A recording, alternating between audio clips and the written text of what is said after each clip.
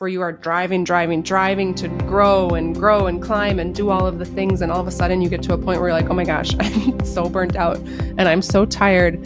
And I don't have memories of raising my kids when they were 3 years old because I was too busy doing something else. My job and my career is important, but it's just a sliver of the pie. And what's actually important is living my life. The banyan tree is a tree unlike others, a representation of resilience and strength through its ability to overcome the status quo and fulfill its purpose. It knew that it was meant for something bigger and didn't allow the limits of other trees to confine its growth. And our story looks similar. I'm Leslie. And I'm Mindy. And our hope is that every one of our listeners learns to take up all the space they were created to, just like the banyan tree. Welcome back to the Banyan Effect Podcast. I'm your co-host, Mindy. And today, Leslie and I are going to be talking about the concept of being in the present moment and appreciating where we are versus trying to, that concept of thinking that we will be happy when, we will feel successful when, fill in the blank. Because this is something that I know a lot of people struggle with. We recently went on a walk and we talked about our goals and how we're excited for this and that. And after reflecting on our walk and this conversation that we had, I realized how much joy that was really stealing from us, because we have so much right in front of us. Every single one of us, anybody listening, we all have so much to appreciate in the present moment.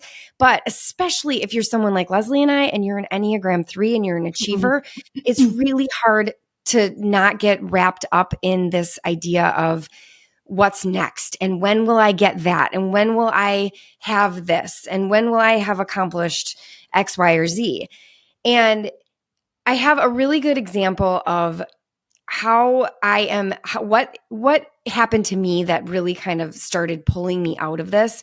So I happen to be somebody who's very selfish with my time.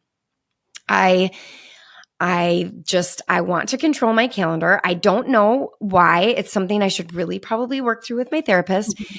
Maybe it's PTSD from when I was on call as a surgical tech, and those weekends that I was on call, I had no say in how my weekends went. And so I don't know if it's PTSD from that or what, but I just am really selfish about my calendar. And earlier this summer, I was super excited to have a wide open calendar, and I had nothing planned, and I was there was nothing on the schedule. And so I was planning on going to the farmer's market and sitting by the pool and reading a book. And I had in my mind this picturesque day that I got full control over. And I was so looking forward to this day. And then all of a sudden, literally on a Wednesday, I get a rugby tournament thrown into my calendar on a Saturday in Green Bay, which is 2 hours from us, two more than that. Or maybe it was Appleton. I don't remember. It was like a 4-hour round trip drive to this all-day tournament. And all of a sudden, my calendar just got completely ripped out from under me. Mm-hmm. And it was, I really, really struggled with it. I was really mad and resentful, honestly, and just struggled. And after the steam blew off and literally I calmed down, I realized that I needed to make a change in my mindset. And it was just this kind of slap in the face realization that my time right now is just not mine. It's just not for me.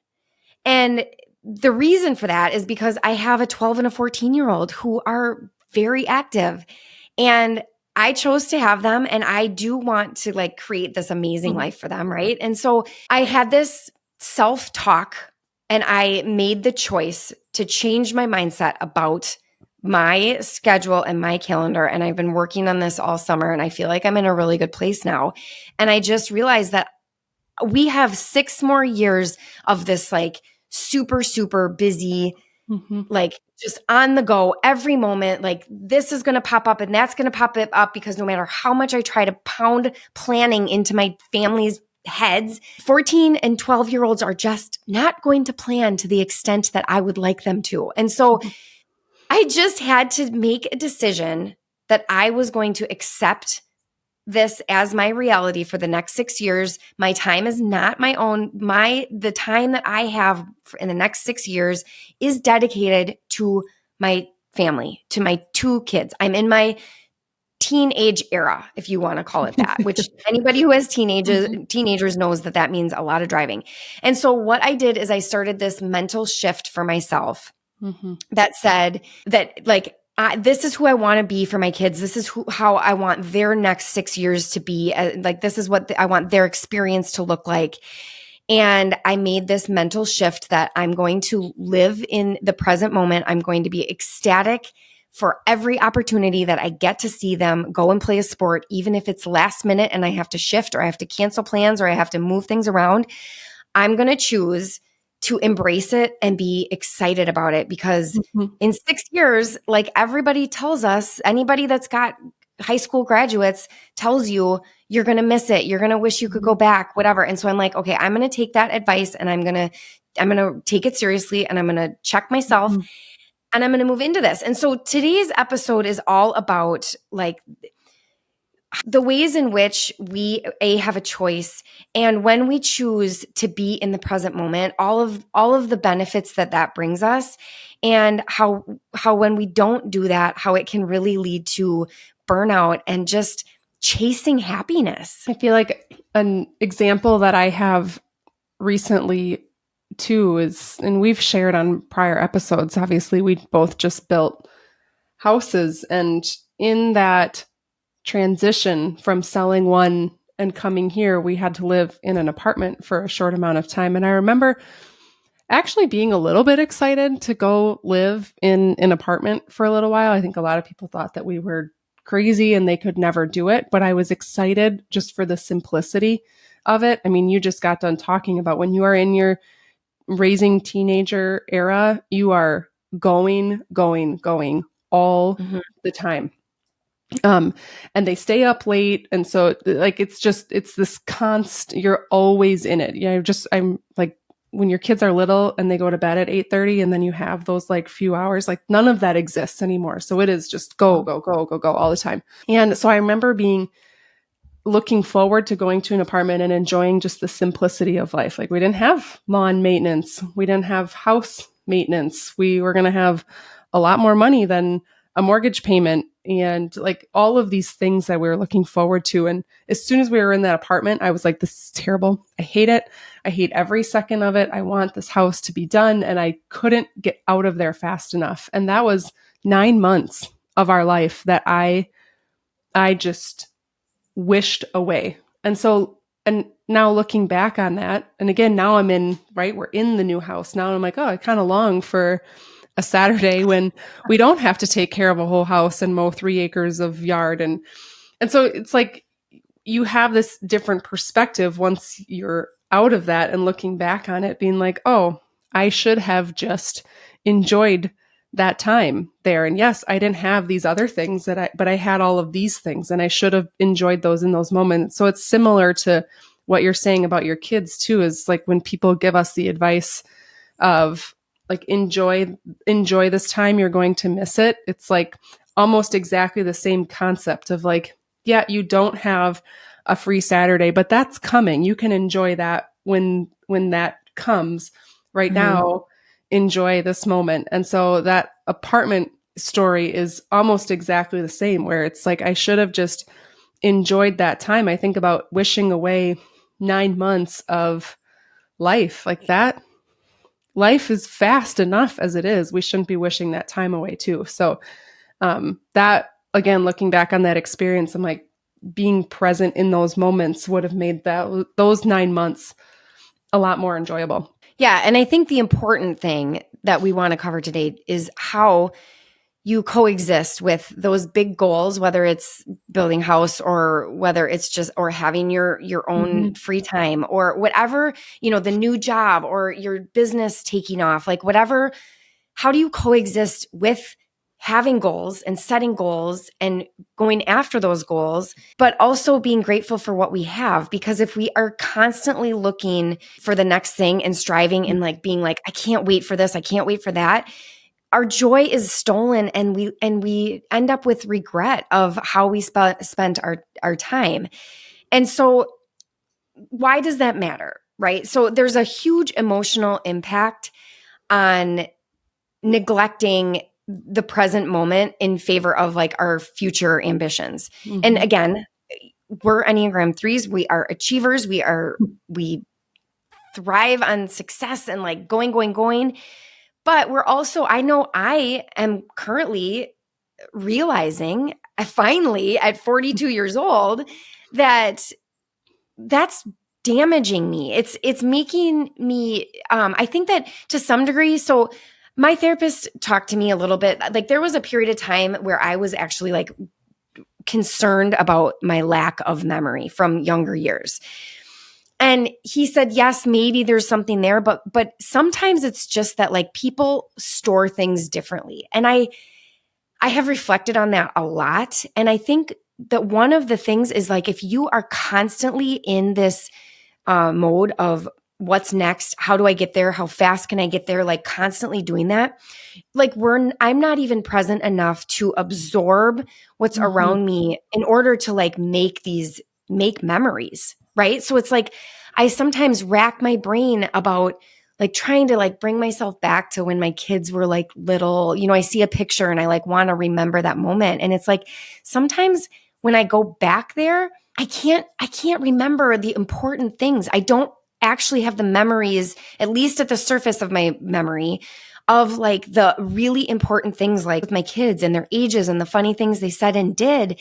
And I think part of it's because what I remember is where I was in my business, because that was the priority to me at the time. And so, I mean, we believe very much that goals and striving for things and going after your big dream are super, super important. But if you're not really careful, that is the impact, I think, is that you can end up storing memories of that because it's taking over versus like being present in the now and storing like right now, I want to be storing memories of watching my son play his first. I don't want to go to my son's first football game and be thinking about how I'm going to grow my business in the fourth quarter. But I think that if I don't take this, like what we're talking about on this episode seriously, I'm going to spend the next 6 years doing what I've done in the last 14 years, which is putting too much brain power on things that on my deathbed are not going to matter. I'm not going to care that in 2024 I sold one or two or three extra houses because I spent in every hour of my son's football game thinking about a business strategy. Does that make sense? It makes total sense. I mean, I could say I'm really similar in a different way. I mean, my goal was to get to the top of the corporate ladder as quickly as I could. And I put a lot of energy and resource. And it wasn't just the career, it was like the lifestyle that was going to bring us to. Those were, and still are in some ways, my goal. I still want to be a successful leader. I mean, that's still important to me. And at the end of the day, it's who I am. So it's not like I can just ignore that and be like, okay, I'm just going to go back to waiting tables and be fine with that lifestyle. Like that wouldn't be me either. So it's like those goals still exist and are still really important. So I totally understand of like sometimes when we can get lost in that quest because it's an important part of who we are, and it's sort of like I think a lot of us feel like what is supposed to happen too. Like you grow and then you get a promotion and then you get a bigger house and then you get a promotion again. Yeah. And then you go on more vacations and you start to like build this lifestyle that a lot of us sort of envision when I don't know if it's age. I don't know if it's the age of our kids now. We both have one going into high school. I can feel time just slipping away all of a sudden. We're all like, it's like I just have this different perspective on life than I think I ever have before of like, wow, time is fast. It is really fast. And the things that matter and the things that are really important are right in front of us right now. And they were right in front of us when our kids were babies. And they're going to be right in front of us again when we're 60, 70 years old. Like life is always going to be right in front of us. And there's always going to be something to come next too. And so I just think that a different perspective than I have had before. I always thought time was on my side and it wasn't. And so now that it's not, again, it's like I'm recognizing the importance of being present, and that like life and those goals will still come because they're who we are on the inside. I'm never going to stop chasing goals, but I can do that because it's who I am, and be present in my life and enjoying the time that is in front of us right now, which is children. Right.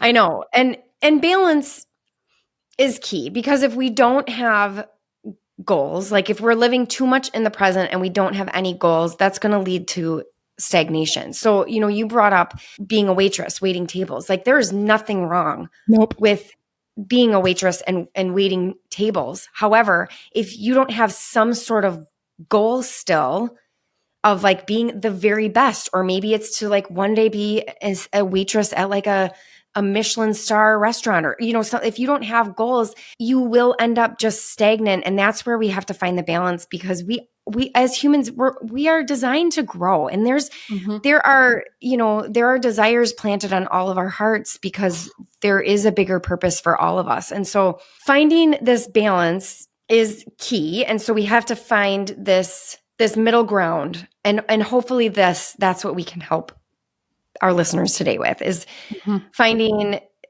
achieving some of that balance, which is something I think is, we all strive for in life, and it's really, really difficult. But I think, so one thing that we need to do is understand contentment, because there's a difference between contentment and complacency. So contentment, is a state of being at peace with where we are, which I think is something that I right now am striving for, because I'm kind of getting burnt out on the, like I can relate with what you said, is there's like this part of me that like, I can't help but to want to just always be progressing in life and like moving forward. But I also want to be at peace. Like I don't want that to be the overwhelming state of my being 24 hours a day, 7 days a week, because my aura ring is telling me that it's not working for my physical health. And so there's contentment where we're like, yes, I have these goals, but I also am like super happy with where I'm at right now. And I think a good way to achieve some contentment is to look at where you were 5 years ago, and to say, well, would the person I was 5 years ago look at where I am today and be like, you're definitely growing. You are definitely going in the right direction. Or would that person would the 5 year younger version of yourself be like, well, it looks like you've spent some time in complacency. And just asking yourself that, like, have you settled? Are you settling? And I think that if you spend a little bit of time, any of us spend a little bit of time looking and thinking about where were we 5 years ago compared to now. And it doesn't necessarily need to be in our career. It can be in our fitness journey. It can be in our parenting journey. I mean, even if I were to, like, if the 5 year version of me, 5 year ago version of me were to look at even just this aha moment where I made that I'm going to decide to be more present and excited about spending every moment I can with my kids, even if it's like driving them all over, which I have my moments, but I would be proud of the parent that I'm becoming, because I'm not stagnant. I have grown. I have made changes, and hopefully my kids would agree with that I'm becoming a better parent. So it could be parenting, it could be your health journey, it can be work. It doesn't have to be just the climbing of the corporate ladder. I totally agree. I actually wrote down like contentment can lead to growth, because I think about like when you're in that contentment, you are more present, you become more aware. Again, I don't know if it's age if it's just knowing more now, recognizing that time's not on our side, but it's like when you are more present and you're becoming more aware, you're identifying and finding different things in different areas where you can grow. So I wrote down like parenting too, like the contentment of not wanting to progress really far. Like right now, I'm putting maybe my career growth not on pause, but let's slow it down a little bit. And that ability to be more present in my daily life is teaching me that I can grow in areas of parenting. I can grow in areas of taking care of myself. And so it's like the growth just looks different when you're in that contentment. And so I don't know, I think about like, okay, Enneagram 3 is when you're like, go, go, go, I'm going to grow, I'm going to grow, I'm going to grow, I'm going to grow. It's okay. It can be sometimes scary to be in the contentment because you have such pride in this growth. But it's like, if we can start to think about that contentment as just being more present and aware in other areas where we grow, that makes us a more well-rounded, stronger individual anyways. I think about like, think about an executive at a large company. They are very well-rounded people. A lot of the training that they go through, a lot of them are, they work with career coaches and they're doing all of these things, and they're talking not specifically about that line of business. They're talking about like how to be a better leader, how to be more present, they're talking about those types of things. And so if we think about it that way, contentment in our day is actually helping us grow in ways that we probably should be focusing on anyways. We can't just grow up one vertical. We need to sort of grow wide to grow as humans. And so I think contentment actually could equal smarter growth if we think about it that way. Well, and I think that that's where we find balance, is when we find some contentment in where we are versus, again, just like going after the next thing and like, okay, I hit that milestone. Like I had earned an award in my brokerage, a previous brokerage. Like they had this award set up where if you sold X amount of whatever, you got this award, and it was this big thing. And it was something that I worked so hard. It was like my biggest priority. And then I got it and I was like, now what? Like now I have to start all over to work that hard to achieve that same thing and once I got it, like I opened it up. It's this thing right here. It's like, but it didn't, I thought that I was going to feel or be or whatever, like it was going to be it. Right. Like, and I've made it. And then there was the feeling that I ended up with was pretty empty. Right. Because it's, when that's all we're focused on, that's where we get out of balance. And then there's nothing's ever good enough. Yeah. And so I think, like, to your point, that finding contentment in where we are in our careers or wherever it is that we overshoot for you and I, it's our careers.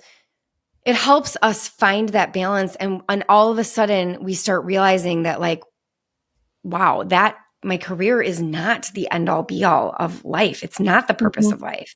And so then it opens up, like you're saying, these opportunities for actual growth in these other areas that, newsflash, are the more important, like the most important. I mean, I think about my health. Like I keep like trying to put my health at the forefront, and then my achiever just like crushes it. It's like, and I think that these are the constant lessons that I'm learning is for that purpose, that we have to like learn that balance of prioritizing the right things. Yeah. Yeah. I think about like that the contentment and like being comfortable in our space, but yet still wanting to grow. Like it just comes with such a, like one of the things that we've talked about, Mindy, is that like you're just like nerve center. Like you can almost always sort of feel it like on high alert all the time. Yeah. But when you can frame contentment like that and growth like that, I don't know, there's just this like center Settling. sort of feeling of peace. And like, but I'm still growing as a person. I'm actually feeling a lot more proud of myself because I'm growing in a lot of different areas. So it's like there's this reduction of stress, Yeah. but yet still plying and fueling and feeding that growth side of me that is innate in me and will never go away. I'm not going to try to shut that off, but it shows up in a much different way. Yeah. And that's just one of the benefits of contentment is, like you said, the reduced stress, but there's also improved like mental health. Like I feel like a big, this idea of achieving can lead to burnout and depression. And so there's mental health benefits and stronger relationships, because again, when we're not content with where we are and we're constantly striving for more, we get wrapped up in that versus like the important things like our relationships. So it can really improve your relationships as well, which I'm finding with, the example of me just embracing this idea of my calendar going out the window, or my personal calendar. My relationship with my kids is improving. Yeah. When we were in the car the other day, we were talking about how like this recentering of purpose or recentering of growth and what that looks like. It just feels like there's a shift happening in the world that is related to that right now. And I don't know, maybe it is because for so long we've put a bunch of people like us where you are driving to grow and climb and do all of the things. And all of a sudden you get to a point where you're like, oh my gosh, I'm so burnt out and I'm so tired. And I don't have memories of raising my kids when they were 3 years old because I was too busy doing something else. And I know that we're not alone in that, because it seems like this conversation is bubbling up all over the place right now of like, whoa, pause. I need to recenter myself. My job and my career is important, but it's just a sliver of the pie. And what's actually important is living my life and me and becoming this like that version of myself. I'm going to be a parent. I'm going to have hobbies. I'm going to enjoy myself. I'm going to live. I'm going to go for a run in the middle of the day. I'm going to do all of these things. And that just feels like such a pivot from where a lot of people have been for a long time now. That was a good, I wrote that down, 32-ish minutes. That may be a good teaser. Okay. Anyway, so let's talk a little bit about some practical tips for savoring the present, because I think this is a great concept that any achievers out there would agree that it's a great idea. But how do we actually do that in our day-to-day? And, as I was doing a little preparation for this episode, of course, an idea that ChatGPT shared is a gratitude journal, which I despise. However, I'm coming around to the idea, if you are a gratitude journal person, that's awesome. Do that. Keep doing that. Start doing that if you like that idea. I have tried it in practice before, and I think that it ends up becoming a task that I cross off my list. And I don't like it. It just seems like it's not actually effective. And so for me, the whole idea, I think, because I do think gratitude is important, just the whole idea of the gratitude journal. And so for me, that's not going to work. But what does work for me is I read this really amazing book. I think you read it too, called The Big Leap. And he talks about win streaks. And when I reframe sort of my gratitude as win streaks, like your win, and he talks about this in the book, it does not need to be like, I accomplished X, Y, and Z at work today. It can be like, I saw the most beautiful bird flying through the yard because I was like, took the time to sit outside and have a cup of coffee. Like it can be very much like little tiny moments. Like these wins do not need to be huge. They are actually better if they're like the little moment to moment. Anyway, so a win streak definitely helps. But also just being mindful. Like I think about the other day, I had this moment of gratitude as I was like at the kitchen sink, looking out the window, And I have this succulent that a friend of mine gave me for my birthday one year. And it's like, I'm so glad that I have a deep enough windowsill out my kitchen window, that I can like have plants. Like it was just the most simple thing, but it was just like, and it just caused me to slow down for a minute and be in the present, and that's like when I talk about like how that's how we create actual memories is when I was thinking about nothing else. I was just like, wow, I love that I have this windowsill. Right. So like in 20 years, I'm going to have a memory of my windowsill where I can't even remember, like, I can't remember anything. Right. But I'm going to have that memory because I took one breath and 1 minute to be present. So that's what the gratitude to me is. It's not like writing like, dear diary, today I'm grateful for these 3 things.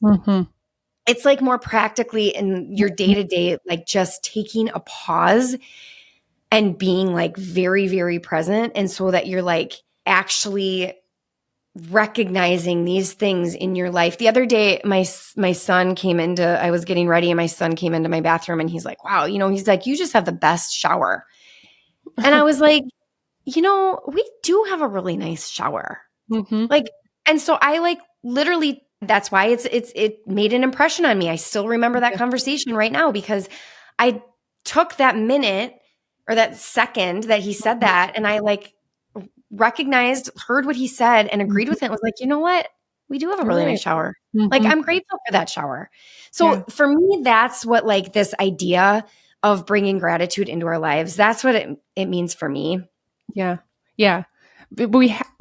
I think about the only way that those moments work are when you just allow yourself to slow down and breathe a little bit. Like you have to be really consciously telling yourself to be present in order to have moments like that. It is so easy just to not allow your brain to go there and you're just thinking about the next thing and the next thing and the next thing. Like I feel like it's the only way that this works and there's no like hack or tip or trick or thing that you can do, be present besides just being present and telling yourself to slow down and take a breath.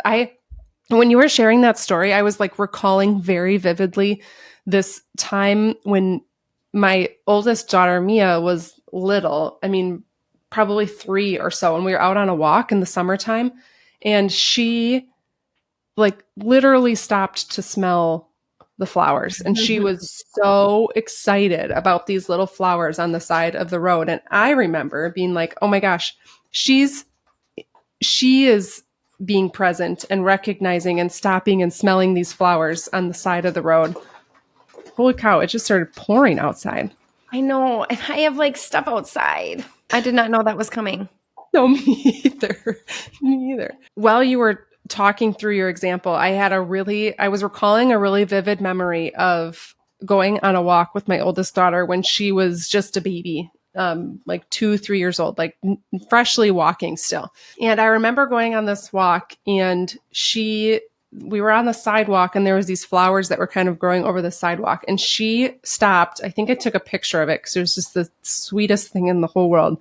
But she stopped and she was holding these flowers and she was smelling them. And it brought her so much joy that these flowers, they were like as tall as her, they were kind of right in her face and she was looking at them and we were talking about the colors of them. And it was just such a special moment. And I think about like what was happening in her little brain in that moment. She wasn't thinking about like the park that we were probably walking to or anything like that. She was just enjoying every second of that walk and recognizing all of the things that were around her at the same time. And then I think about the other piece of our conversation is she still had a goal in her mind. She still had a goal of getting to the park. She was still going to go there and play, but it didn't mean that she had to plow through those flowers and not appreciate what was happening in that moment too. So there is a way to balance both being present and having goals at the same time. And if my 2-year-old daughter can do it, then certainly us grown women can figure out a way to do it too. And with that, we are at time. We don't want to drag this out into an 1.5-hour episode, but we feel like this is a really important topic and we've got lots of things to talk about yet too. So next week, we're going to continue this series on being present, and we're going to talk about just that, the story of my daughter, of how we set goals and work to achieve those goals while being present at the same time. So we hope you join us next week for that conversation. 2 weeks. 2 weeks. I got to get used to that. I know. I got to get used to that. We hope you join us in 2 weeks as we wrap up and talk about how do we balance goals and being present at the same time, because I know it's certainly something that Mindi and I are working on, and we know we're not alone in that too. So thank you for joining us on this week's episode of the Banyan Effect Podcast. Make sure you check us out on Instagram. We will be spending more time there now that we've allowed ourselves an extra week in between episodes. So we hope you join us over there too. Thanks for listening, and we will see you here in 2 weeks. We hope you have enjoyed today's episode and found some valuable insights. If you liked what you heard, we'd love it if you would hit the subscribe button. We love hearing from our listeners, so drop us a comment, share your thoughts on social, or review wherever you listen to podcasts. Your feedback keeps us going and helps us bring you the content you want to hear. As always, we appreciate your time and company. Until next time, stay curious, stay inspired, and keep listening to the Banyan Effect Podcast.